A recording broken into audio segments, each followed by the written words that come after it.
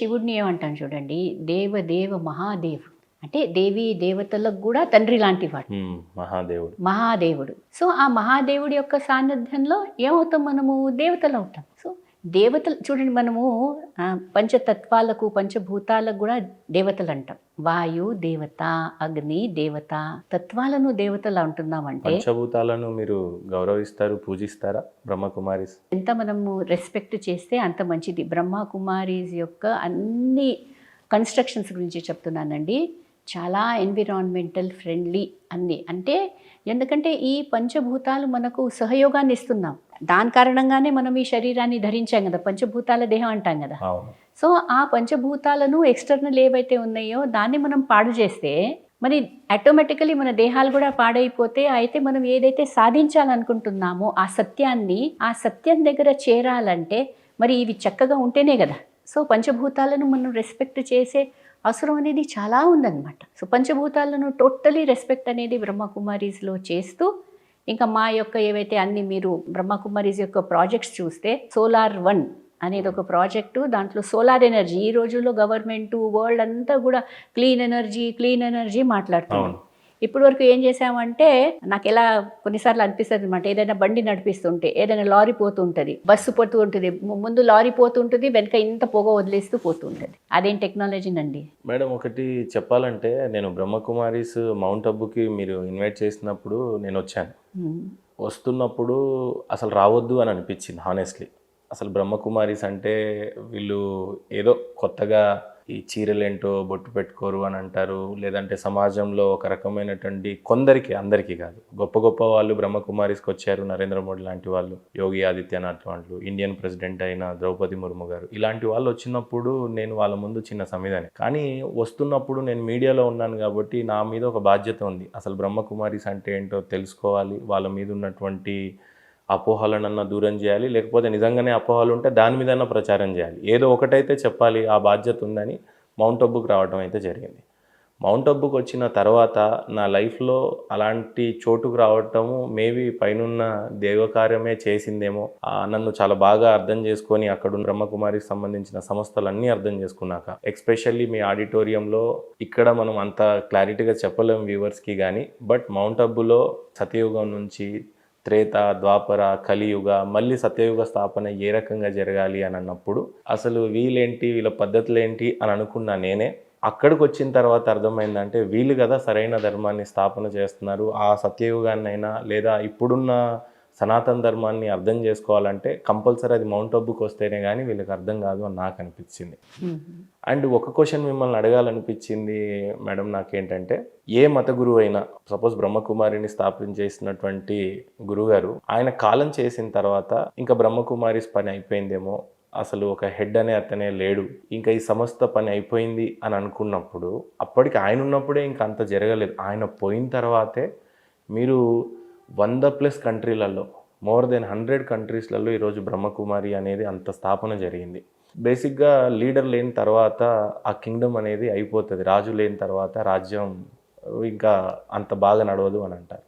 మరి అదేంటో మీరేమో జస్ట్ ఆయన శరీరాన్ని వదిలాడు, ఆత్మ మాత్రం ఇంకా అలానే ఉందని నమ్మారు. అది నిజమే కావచ్చేమో, ఆయనే ఇవన్నీ చేయించుకుంటున్నాడేమో అని. సంస్థలో మీ అడ్మినిస్ట్రేషన్ అది పొద్దున్న లేచి నుంచి సాయంత్రం దానికి ఎంత డిసిప్లిన్, కామ్, క్లీన్గా జరిగిపోతూ ఉంటుంది. ఈరోజు బ్రహ్మకుమారీస్ ఇంత సక్సెస్ అవ్వడానికి గల కారణము, బాబాగారు లేకపోయినా కూడా ఈరోజు మీరు 100+ కంట్రీస్కి లీడ్ అవ్వడానికి కారణం, ఇంత సక్సెస్ఫుల్ అవ్వడానికి గల కారణం, బ్రహ్మకుమారీస్ని తెలుసుకోవడానికి అనేక మందిలో జాయిన్ అవ్వటం, వాళ్ళ టెస్టిమోనియల్స్ వింటున్న తర్వాత అందరికీ ఆశ్చర్యం వేస్తుంది. ఐఏఎస్లు, ఐపీఎస్లు, లీడర్స్, సెలబ్రిటీస్ వాళ్ళు ఒకసారి చూసిన తర్వాత అవును ఇదే రియల్ లైఫ్ కదా అని వాళ్ళు రియలైజ్ అవ్వటం. సో బ్రహ్మకుమారీస్ ఇంత సక్సెస్ అవ్వడానికి గల కారణం ఏంటి? రెండవది, బ్రహ్మకుమారీస్ యొక్క అంతిమ లక్ష్యం ఏంటి అని అంటే మీరేం చెప్తారు? చాలా థ్యాంక్స్ అండి. ఇంత మీరు ఆర్గనైజేషన్ గురించి, అంటే నిజంగానే ఏదైతే నడుస్తుందో అది చాలా చక్కగా చెప్పారు. సో మెయిన్గా బ్రహ్మకుమారీస్ యొక్క, లేక ఎవరైనా సక్సెస్ఫుల్ అవ్వాలంటే ఒకటి కావాలి, యూనిటీ. కానీ నేను హిందీలో 2 పదాలు ఉన్నాయన్నమాట. హిందీలో యూనిటీని ఏకత అంటాం. ఏకతాలో ఒక పదం ఉంది, ఏక్. అయితే ఎప్పుడైతే ఆ ఏక్ అంటే దట్ వన్ గాడ్, ఆ పరమాత్ముడితో ఎప్పుడైతే మనం అతన్ని తెలుసుకొని అందరము అతనితో కనెక్ట్ అవుతాం చూడండి, దాని ద్వారా పుట్టిన ఏకత, దాని ద్వారా వచ్చే ఏకాగ్రత. అయితే ఆ ఐక్యత కారణంగా ఏమవుతుందంటే ఆటోమేటికలీ ఎక్కడైతే యూనిటీ ఉంటుందో అక్కడైతే సక్సెస్ ఇంకా డౌటే ఉండదు. చాలా బాగా చెప్పారు. కరెక్ట్. సో దాని కారణంగా సక్సెస్ అనేది ఉంది. ఏమవుతాయంటేనండి, all energies are in one direction.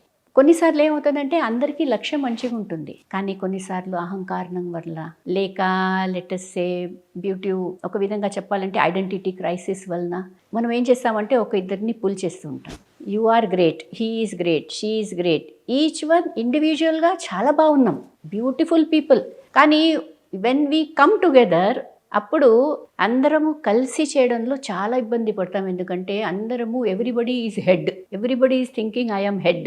So ఏమవుతుంది, నువ్వు హెడ్ నేను హెడ్, రెండు హెడ్ కలిస్తే బ్రేక్ అవుతాయి. అయితే బ్రహ్మకుమారీస్ యొక్క హెడ్ ఒకనాడు ప్రకాష్ మణి దాది గారికి అడిగారనమాట, మీరు ఇంత సంస్థ నడిపిస్తున్నారు, మీకు హెడేక్ రాదా అని. దాది గారు ఏమన్నారంటే, నేను నన్ను హెడ్డే అనుకోను కదా,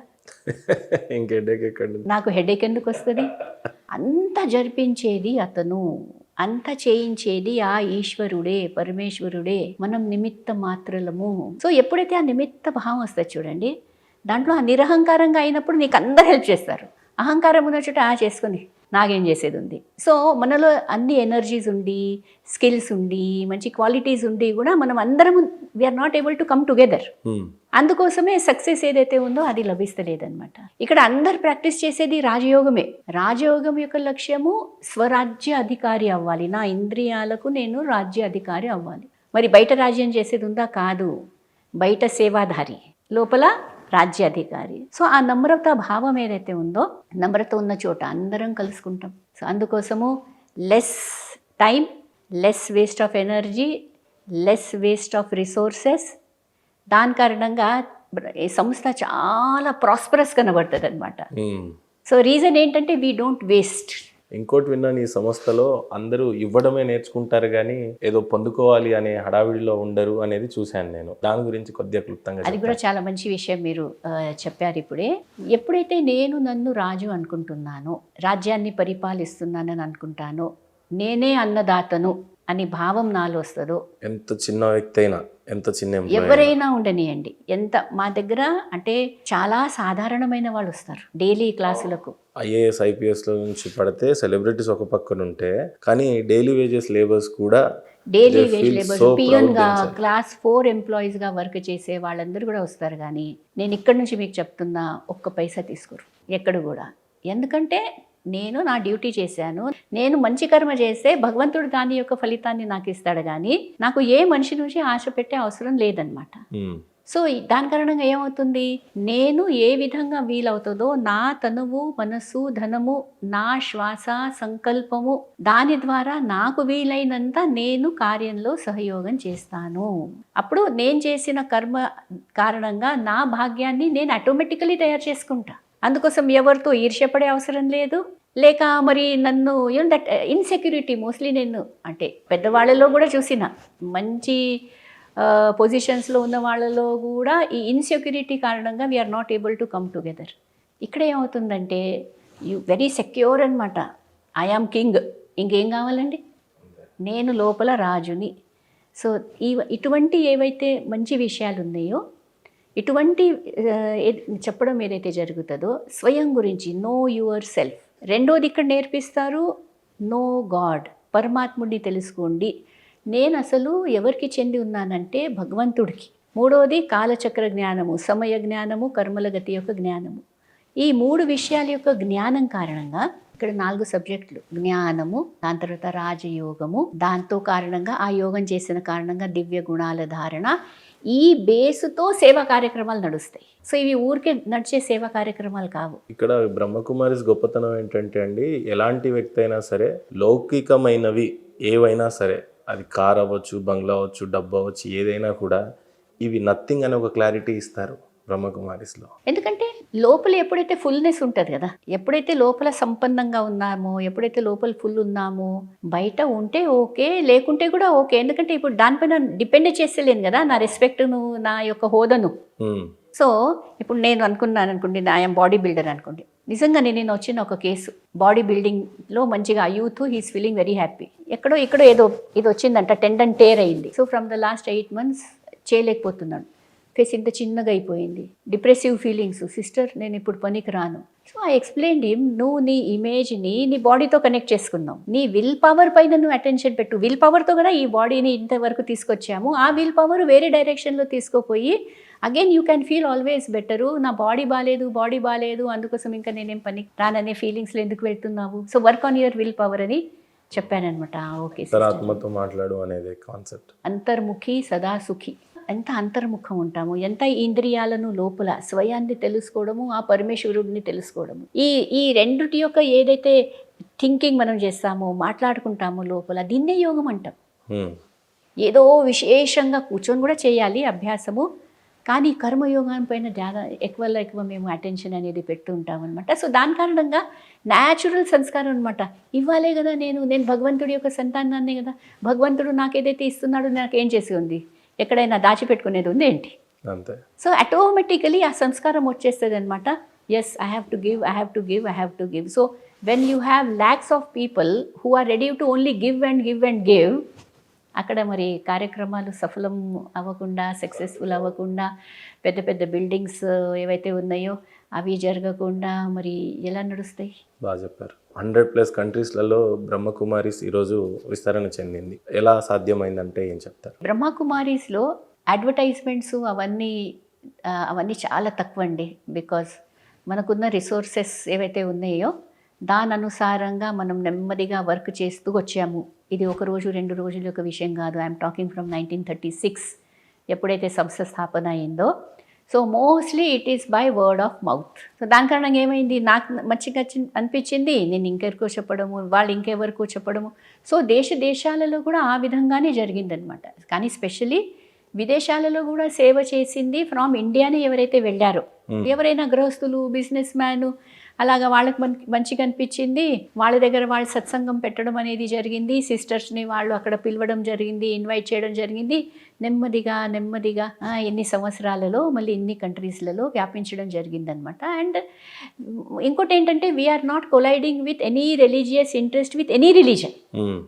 అండ్ దీంతో ఏమవుతుందంటే, మా ఎక్స్పీరియన్స్లో వేరే రిలీజన్స్ ఎవరైతే పాటిస్తున్నారో, మేబీ వాళ్ళు ముస్లిమ్స్ ఉండొచ్చు, క్రిస్టియన్స్ ఉండొచ్చు, జ్యూస్ ఉండొచ్చు, లేక గాడ్ని బిలీవ్ చేసే వాళ్ళు కూడా లేరేమో, బుద్ధిజం ఫాలో చేస్తారు, జైనిజం ఫాలో చేస్తారు, ఏథిస్ట్ ఎవరైనా తీసుకోండి, వాళ్ళ యొక్క సోల్తో మోస్ట్లీ కనెక్ట్ అయిపోతున్నారనమాట. కనెక్ట్ అయిపోయి, అవును ఇదొక చక్కని మార్గం ఉంది, ఇక్కడ మేము మా యొక్క ఏవైతే ఆచారాలు ఉన్నాయో, మా ఇంటి పద్ధతులు ఏవైతే ఉన్నాయో ఏది వదలాలని అనరు, మీరు మీ యొక్క పద్ధతుల్లోనే నడుస్తూ ఈ జ్ఞానాన్ని దాంట్లో ఎలా మీరు వాడగలరు అనేదే మేము నేర్పిస్తాం. కానీ మాకంటూ ఏదో స్పెషల్గా మీరు చేయాలి, ఇవన్నీ ఇమేజెస్ మీ ఇంట్లో ఉన్న మూర్తులన్నీ తీసేసేయండి, ఇదొకటే శివ బాబాని పెట్టండి అనేది అలా మేము అన్నాం కదా. మీ చక్కగా మూర్తి పూజ చేయండి, చక్కగా పూజలు చేయండి, పూజలు చేస్తూ మరి ఆ స్వరూపాన్ని నేను కూడా ధరించాలి అనేది నేర్చుకోండి అనేది చెప్పడంలో పీపుల్ చాలా చాలా వార్మ్ ఫీల్ అవుతారనమాట.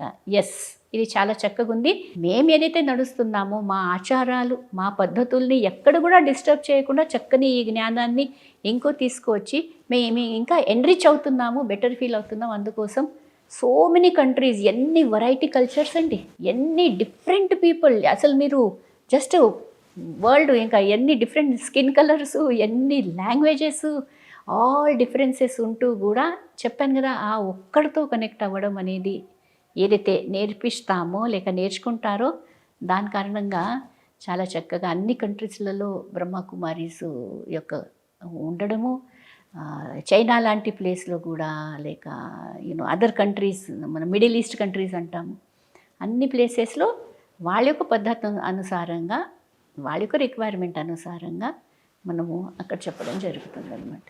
అప్పుడు ఎలాంటి సమస్యలు ఎదుర్కొన్నారు, ఎలాంటి ఆశయాలతోని బ్రహ్మకుమారి స్టార్ట్ అయింది, ఎలాంటి ఆశయాల్ని అచీవ్ చేయాలనుకుంటుంది అని అంటే ఏమంటారు? బ్రహ్మకుమారి స్టార్ట్ అయింది ఇప్పుడు 1936లో స్టార్ట్ అయింది. 1936 ఇండిపెండెన్స్ రాకన్నా ముందు. అండ్ ఇదంతా ఎప్పుడైతే మన భారతదేశం అన్డివైడెడ్ ఉండేనో, సో ఈ కార్యం అంతా మొదలైంది ఫస్ట్ హైదరాబాద్, సింధ్లో అనమాట. పాకిస్తాన్, హైదరాబాద్, సింధ్ అంటేనే వినడానికి ఎంత బాగుందో అప్పట్లో. సింధ్ ప్రదేశము సింధు నది అంటాము. సో అది గుర్తొస్తుంది మనకు. సో ఆ సమయంలో ఫౌండర్ ఫాదర్ పేరేమో ప్రజాపిత బ్రహ్మబాబా, కానీ ఫస్ట్ వృత్తిపరంగా హీ వాజ్ అ జ్యువెలర్, చాలా సక్సెస్ఫుల్ జ్యువెలరు సింధి. అతను అప్పుడు పేరేమో దాదా లేఖరాజ్ కృపలాని. బేసిక్గానే వీళ్ళు బిజినెస్ మ్యాన్లు ఎక్కువ, దట్టు సింధీస్ అంటేనే వాళ్ళ మైండ్ అంతా మనీ మేకింగ్, మనీ క్రియేట్ చేయటం, మనీ క్రియేట్ చేయడము అండ్ చాలా రిలీజియస్. మరి అలాంటిది ఆయన అన్ని వదులుకోవడం అనేది కూడా గొప్ప విషయమే కదండి. దాని వెనుక ఒక సంకల్పం అన్నమాట. అంటే చాలా విష్ణు భక్తి చేసేవారు. ఎంతంటే గీతను ఒక్క రోజు మిస్ చేసేవారు కారనమాట. లేఖరాజ్ గారు అంటే లేఖరాజ్ గారు భగవద్గీత, విష్ణు నామస్మరణ, భక్తుడు. ఇంకా పరమాత్మను తెలుసుకోవాలంటే 12 గురువులు కూడా చేసుకున్నాడు. వెరైటీ యొక్క సబ్జెక్ట్స్ పైన, ఇంకా సత్సంగము ఇంట్లో అన్నీ బాగా జరిగేటివి అనమాట. అంటే ఒక ఇన్స్టిట్యూషన్లో ఉన్న ప్రొఫెసర్స్ లాగానే ఒక 12 మంది గురువులను, లేదు ప్రొఫెసర్స్ కాదు, లిటరలీ ఎవరైతే ధర్మ గురువులు అంటాం కదా, అటువంటి గురువులు, అటువంటి సత్సంగాలు, ఇంట్లో ఎప్పుడు భజన కీర్తనాలు ఇవన్నీ బాగా నడిచేటివి, దాన పుణ్యాలు. అటువంటి ఫిలాంథ్రోపిస్ట్, ఒక గొప్ప వ్యాపారి, ఒక గొప్ప జ్యువెలరు. సో అటువంటి వారనమాట. విష్ణుమూర్తిని మాత్రం చాలా ప్రేమించేవారు. గీతను ఒక్క రోజు కూడా మానుకోవడం అనేది లేదు. ఇంకా ట్రైన్లో కూడా ఒకవేళ ట్రావెల్ చేస్తుంటే అప్పుడు కూడా గీత అధ్యాయము చేయాల్సిందే. అటువంటి గట్టి నియమస్తుడు అనమాట.